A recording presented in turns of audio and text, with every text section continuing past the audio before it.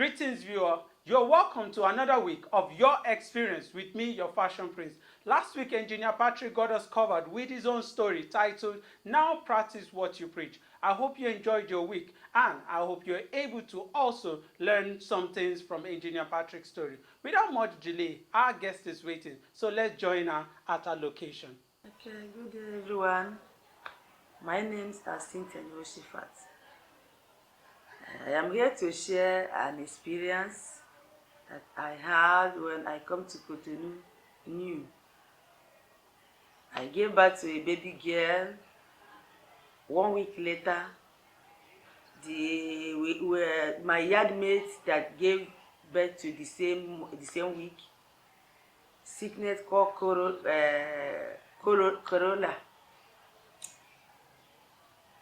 The child was affected, and 2 days later the child gave up. After a day, the thing affected my own child. And people are dying mysteriously because of that.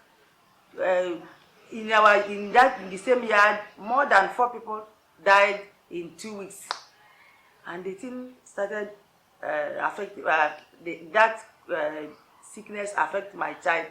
I say I cannot afford to lose this girl, because I know what I see in Cotonou during the pregnancy. So I said I am not going to lose this child. I must stand on my feet and know what to do. Even my husband was not around. I don't know who to call. I don't know anybody. I just wake up in the midnight. The child is almost giving up. I said no. I carry the child and run outside. That is around 10 o'clock in the night. I don't know where to go. I just call my yard mate. I say, look at what is going on. I don't know what to do. No phone. I don't even have telephone. And we rush the girl to the hospital. In that hospital, they begin to apply many things. They required money, and they begin to apply many medicine, syrup, hand everywhere. After 2 days, they don't even care about the child again. The only thing they used to do is to come and put the syrup and left. I call nurse. I say, no. Why is it like this? I am looking at my child and the child is dying. I say, no, I cannot afford to lose this girl. In the midnight, around 2 o'clock, I wake up. I carry my child.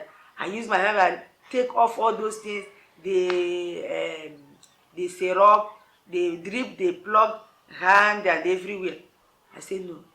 I remove all those things and carry their child so that I'm going home. By then, my husband had returned back. My husband said, no, allow them to come and do it. I said, no, I cannot allow them, because if I sit down, my child will die. Let me just take her home. If she is going to die, let her die in my house. She is not going to die in the hospital. I take the child home. Lo and behold, my one spirit said, go out and buy tetracycline and give the child. I said, tetracycline, 25 medicine. I just went and bought it, and that is the only medicine that I give the child that night. Immediately that tetracycline entered his stomach, I hear the sound. After then, that was the end. The child did not vomit, did not defecate again. That is how the thing stopped. After 2 days, I begin to look for something to give to her to be able to help her defecate. That is how my child was healed. Her name is Salome, and the child is alive today. That is why I want to share it to everyone, that you should not give up in any circumstances. Whatever that any situation you see yourself, don't give up. Just believe that God will rescue you. That is how my child is healed. Whoa! As little as the money was, believe it or not, 25 francs saved our little girl, who is now 14 years old. Thank you, Mrs. Cynthia, for sharing your story with us. Like I told you in other episodes, you could also be a correspondent like Peace Adejoke. What about seeing your own picture in other of our episodes? Thank you so much. We'll come to the end of today's program. If you watch this video, please don't forget to like and place your comment. And also, if you've not subscribed before, also subscribe and click the notification button for update.